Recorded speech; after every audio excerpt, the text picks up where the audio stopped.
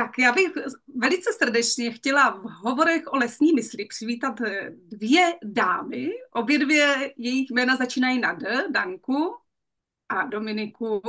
A je boží a skvělé, že jsou to dámy, které se stejně jako já zamilovaly do lesní mysli a jsou ze Slovenska. Takže Slovensko má dost velkou šanci, že se lesní mysl zakoření i tam a vzkvete stejně tak krásně jako u nás a ve Finsku. Vítejte, Danko a Dominiko.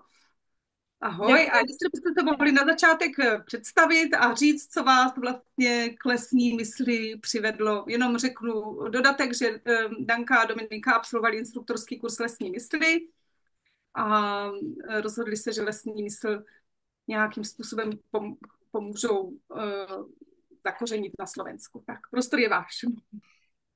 Moja cesta k lesnej mysli začala už asi veľmi dávno, niekedy, keď som bola na materskej dovolenke a som rozmýšľala nad tým, že čo vlastne ja môžem robiť, že čo by som naozaj že chcela robiť.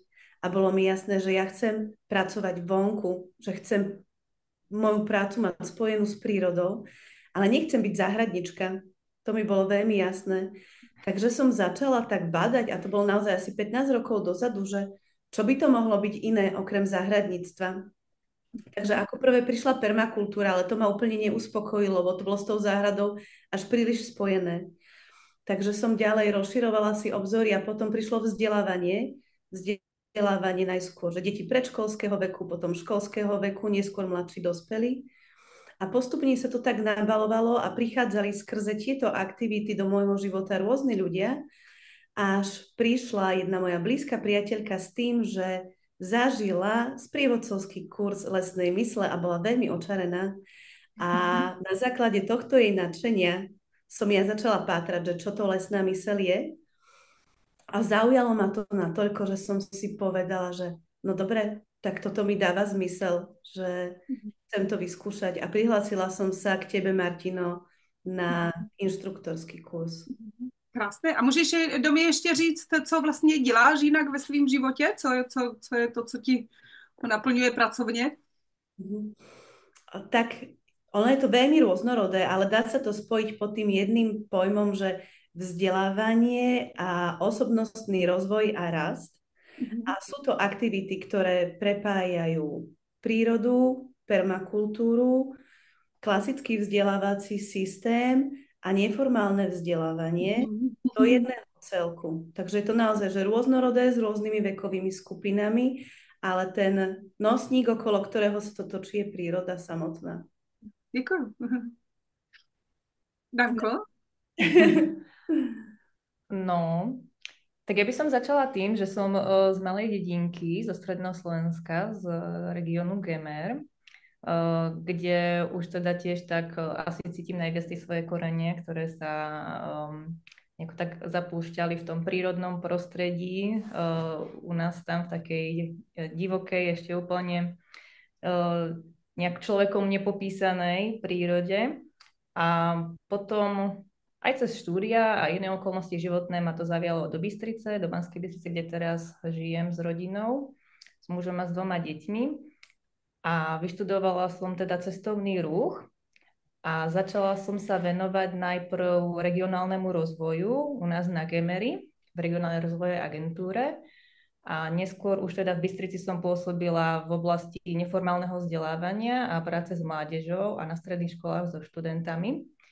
No a teraz som na rodičovskej dovolenke ešte, ale teda tá sa už nejako tak končí pomaly a tak sa otvárajú nejaké nové začiatky. Tak to je také podobné možno ako s Dominikou, že tiež už tá cesta k lesnej mysli začala v období to teraz niekedy počas tej rodičovskej dovolenky a možno už aj tam, kde sa to blíži ku tomu koncu a otvára sa mi teda už také nejaké väčšie okienko toho času a priestoru, kedy už cítim, že taká tá tvorivá energia chce ísť nejako von a už sa aj venovať ďalej iným ľuďom skrze nejaké svoje pracovné veci. Takže ja som tiež tak premýšľala, že čo by som teda nejako mohla robiť a vždycky ma to zavialo tým smerom, že že teda čo je to pre mňa také dôležité, čomu sa ja venujem a či s tým by som nevedela nejako pracovať aj s inými ľuďmi.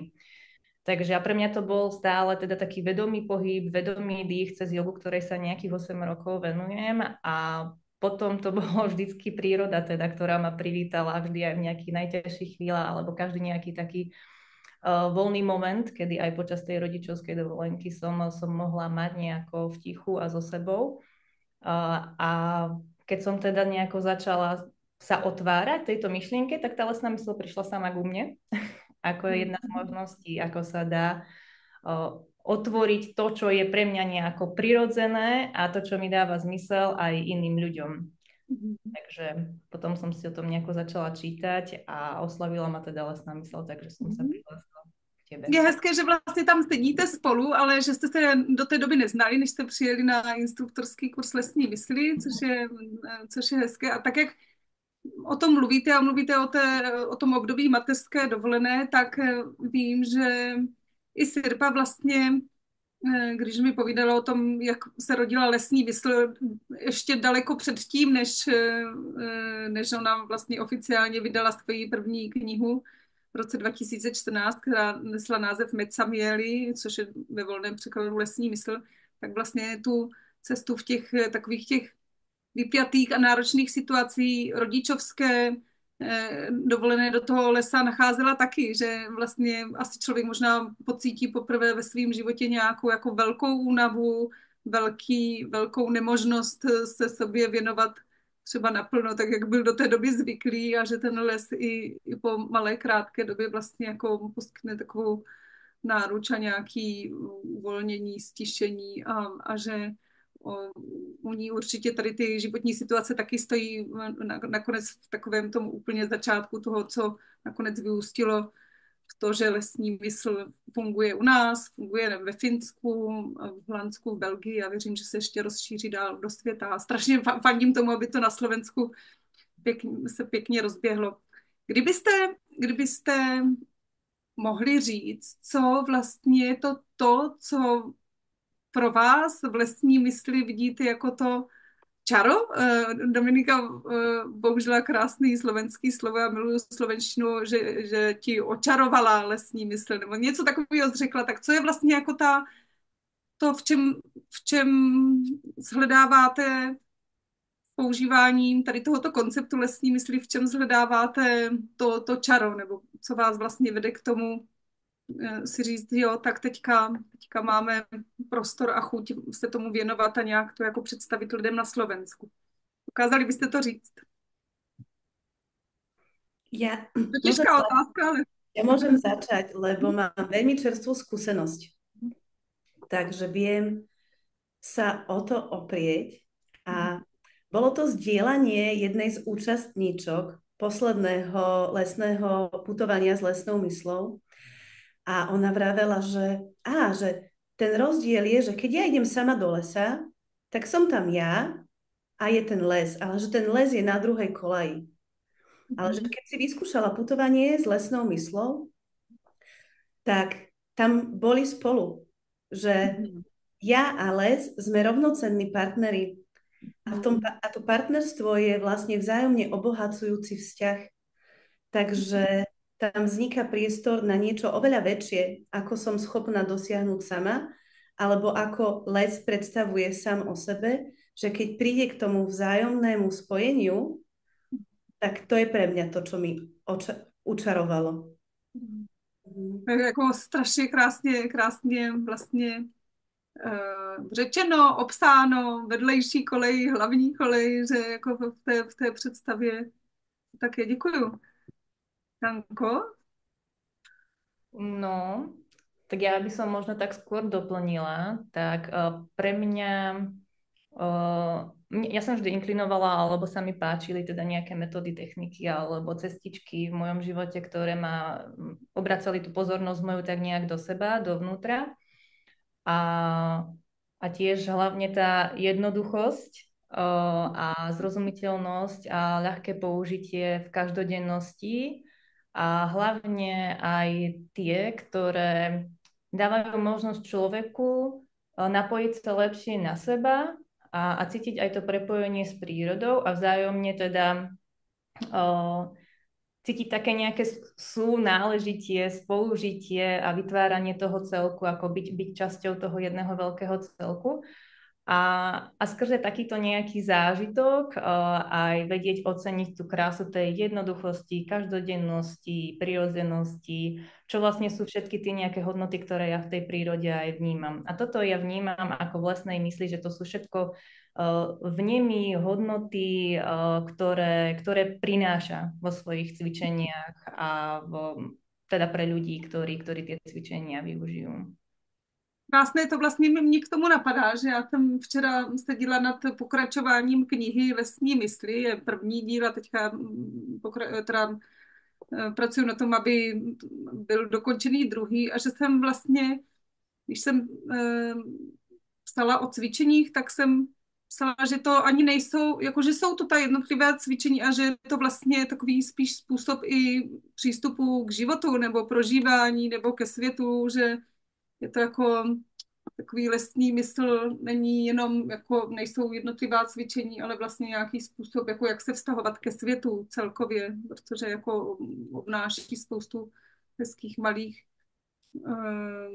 malých povzbuzení nebo hodnot taky, na kterých vlastně stojí.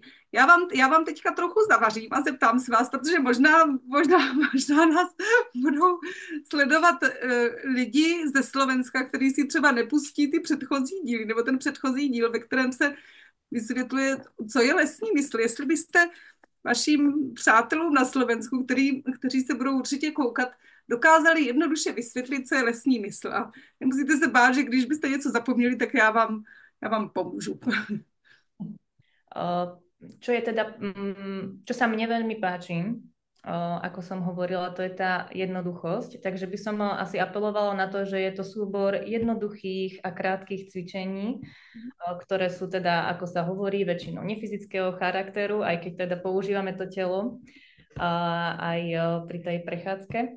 Ale zameriavajú sa skôr na to stíšenie, sprítomnenie, obratenie pozornosti do seba a potom za pomoci používania a zamerania sa na zmysly a za použitia predstavivosti sa v lesnej mysli vieme posunúť ešte aj hlbšie a môžeme pomocou lesnej mysle si buď zodpovedať otázky, ktoré už nejako otvorené si v sebe nosíme, alebo aj pomôcť si nejaké otázky otvoriť, respektíve príroda sama svojím pôsobením nám môže pomôcť otvoriť, ktoré potrebujú zodpovedané a možno aj nájsť tú vhodnú odpoveď.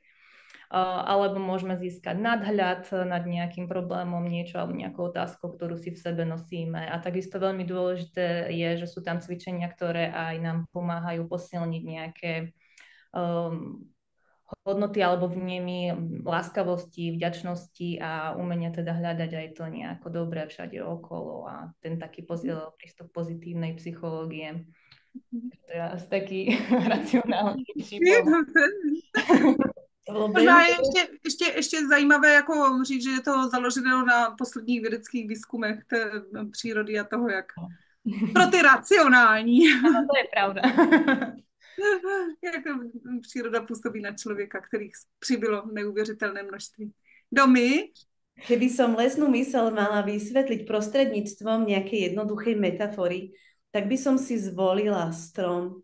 Že lesná myseľ je takéto spojitko ako strom, spája nebo so zemou. Takže lesná myseľ je ten nástroj, ktorý prepája človeka s prírodou vôkol, ale aj vo svojom vlastnom vnútri. Tak, krásné. Mhm. No, určitě. Tak to máme krásné dvě vysvětlení pro různé dva typy člověka. Moc krát děkuju. A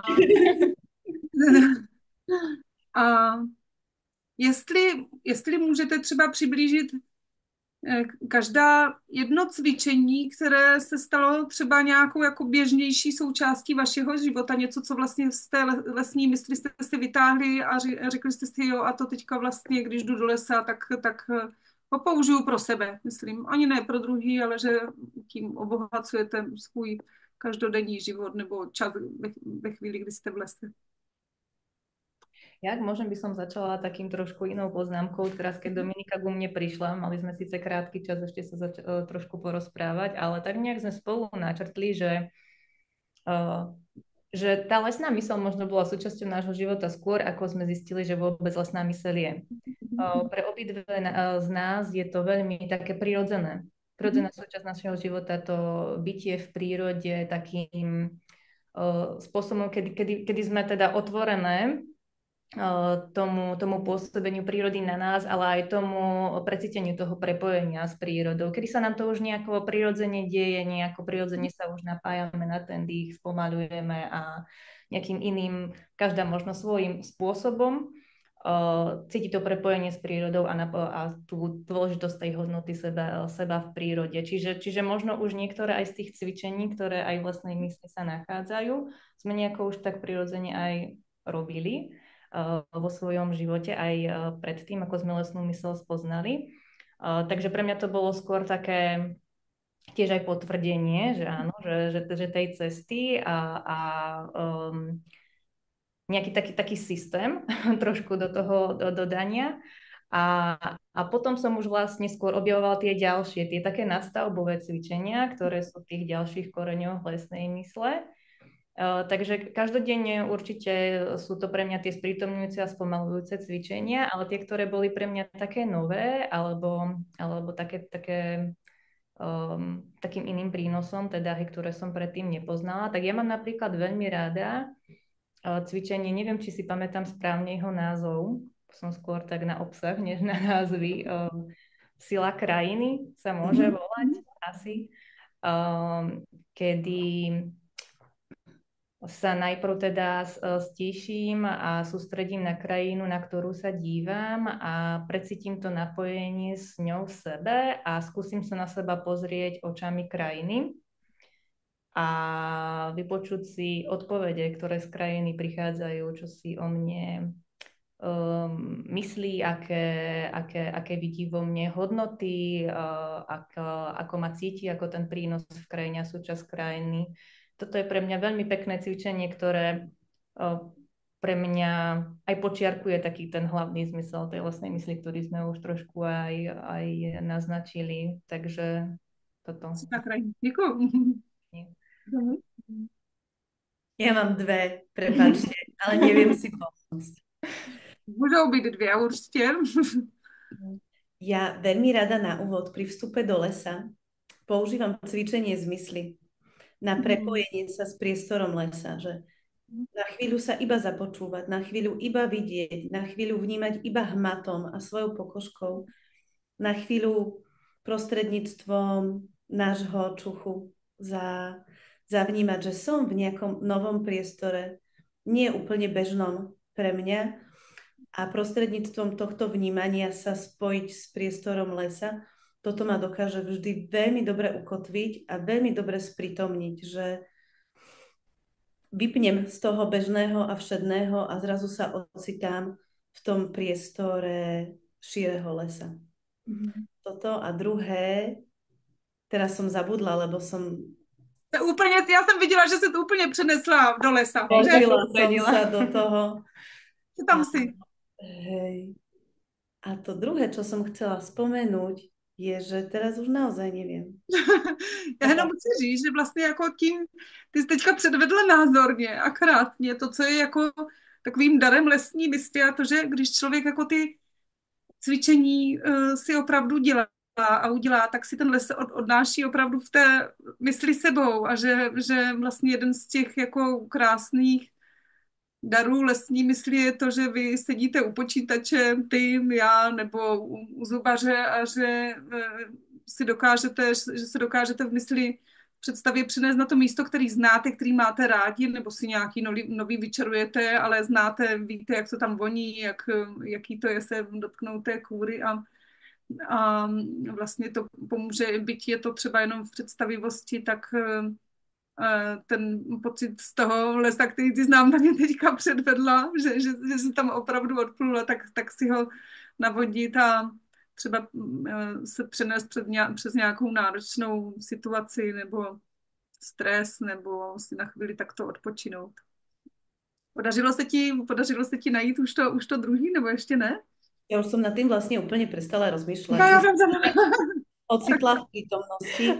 Ale k tomu, čo si práve povedala, Martino, že ešte, že čo významné v mojom živote, že lesná myseľ predstavuje, tak odkedy som túto metódu spoznala, je, že ona vytvára taký rezervoár presne tých zážitkov, skúseností a prežívania pozitívnych pocitov na doby, kedy vlastne to možno nie je ideálne, kedy to je náročné. To je to pre mňa takéto miesto, o čo sa viem oprieť. Mne ešte tiež niečo napadlo, keď si teda hovorila ešte po našej otázke. Napadlo mi tiež veľmi dôležité pre mňa, že teda keď som nejako si začala čítať o rôznych konceptoch, ktoré teda pracujú s lesom a v lese a s ľuďmi v lese nejakým spôsobom, tak som našla viaceré koncepty a metódy, ale lesná myseľ ma zaujala tým, že myseľ nevynímam, ako to, aby sme sa to aj po česky, je tam zapojená tá myseľ veľmi silne. Že nie je to len o tom, že teraz utížme svoje myšlienky, aby sme len nepremýšľali, ale učiť sa aj ľúbiť tú myseľ. Ľúbiť ju ako svoju súčasť, tak ako svoje telo, svoju dušu, svoje vnútorné vnímanie, takisto aj tú myseľ a tie myšlienky. Láskavo ich príjmať a vedieť ich láskavo si prezrieť, pootáčať, poodstúpiť od nich, možno aj vďaka tých cvičení lesnej mysle poodstúpiť od nich, pozrieť sa z iného uhlu a prijať ich tak, ako sú, prípadne sa s nimi pohrať, trošku prehlbiť, čokoľvek. Proste ľúbiť fakt tú mysel ako svoju súčasť neoddeliteľnú. Jo, to říkáš úplně nádherně. Hezky se to poslouchá, ta slovenština vaše a ty myšlenky. Co máte v plánu na Slovensku s lesní myslí? Máte nějakou představu, kdyby vás poslouchal někdo, kdo si řekne, jo, tak lesní mysl chci a to je zajímavé, já si to půjdu vyzkoušet, tak co jsou takové nějaký první kručky, které chcete udělat? Nemusí být žádný veliký plány na začátek, ale... No, mne sa viac páči to slovo predstava než plán. Jo, určitě. Nebo přání pro lesní mysl na Slovensku. Lebo vnímam to asi takú podobnosť vidím medzi tým, ako to vníma Dominika a ja, že baví nás ochutnávať tú lesnú myseľ, zažívať ju aj sami so sebou, keď sme v lese, ale aj keď ju už otvárame ľuďom a nechávať sa aj same prekvapovať v podstate tým, čo dokáže lesná myseľ s ľuďmi robiť a na báze tej skúsenosti sa nejako posúvať ďalej. Ja osobne sa tiež veľmi rada spájam s inými ľuďmi v práci alebo v čomkoľvek, čo tvorím. Takže určite vidím cestu aj prepojenia s inými ľuďmi, ktorí sa venujú ľuďom z oblasti, či už psychológie alebo práce so ženami, alebo putovanie v prírode, kde samé už, ako tí ľudia aj mi prichádzajú do života, tak samé mi aj už ukazuje tie nejaké spoločné cestičky, ktoré by sme mohli spolu tvoriť. Takže nie sú tam nejaké silné plány, ale určite také najbližšie krôčiky, práca skôr z mojej strany skôr so ženami, ako som spomínala, to putovanie alebo z oblasti tej psychológie alebo takých poradných kruhov pre mamičky. A taktiež sa mi otvárajú cestičky smerom ku takým ako keby malým team buildingom alebo s takým prechádzkam pre posilnenie takých malých tímov nejakých, či už nejakých učiteľov alebo iných malých štrukturovaných skupín. A ešte by som dodala, že veľmi rada by som lesnú myseľ začala a aplikovala aj v mojom regióne, preto som ho spomenula aj na začiatku, na Moranskej planine v regióne Gemer. Takže zatiaľ tak zo širšia. A Dominiko? Asi je najlepšie začať v tom domácom lese, nie?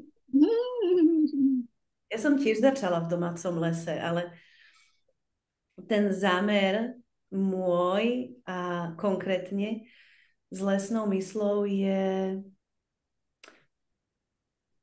priniesť a otvoriť tento koncept ľuďom z čo najrôznejších oblastí.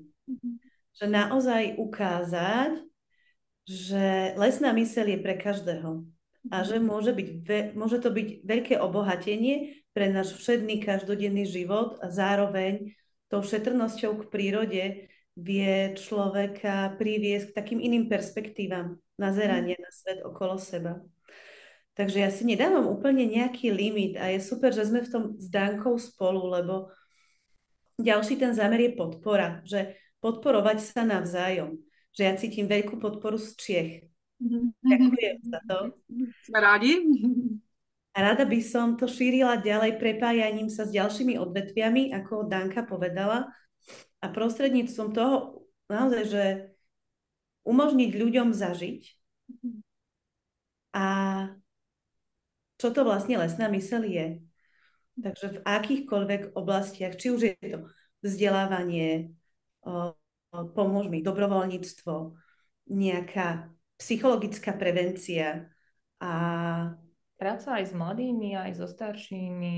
Takisto, tie skupiny špecifické môže byť mnoho. Že práca so znevýhodnenými skupinami. Takže môjim zámerom je, že priniesť to meno, ten pojem a postupne mu dávať obsah. Že nechať ho naplniť sa tým obsahom už prostredníctvom skúseností jednotlivých ľudí. Si prajem. Mnohokrát děkuju a přeju, že aby tady to všechno krásné, co jste teďka řekli, to přání, které jste vyslovili pro lesní mysl na Slovensku, tak aby se naplňovalo. Nic nejde uspěchat, stejně jako veliký strom roste z malého semínka, stejně jako to tady bylo před 10 lety, stejně jako ve Finsku, kde lesní mysl vlastně tou první knihou vznikla, tak všechno trvá nějakým způsobem v čase. Tak vám moc přeju, aby se vám to dařilo, aby to semínko pěkně klíčilo a rostlo a aby to bylo i v nějakém vzájemném propojení s Českem, s námi. A velice, ale velice děkuji za rozhovor a těším se na další setkávání. Ďakujem aj my. Ja tiež ďakujem vám obom, bolo to moc príjemné.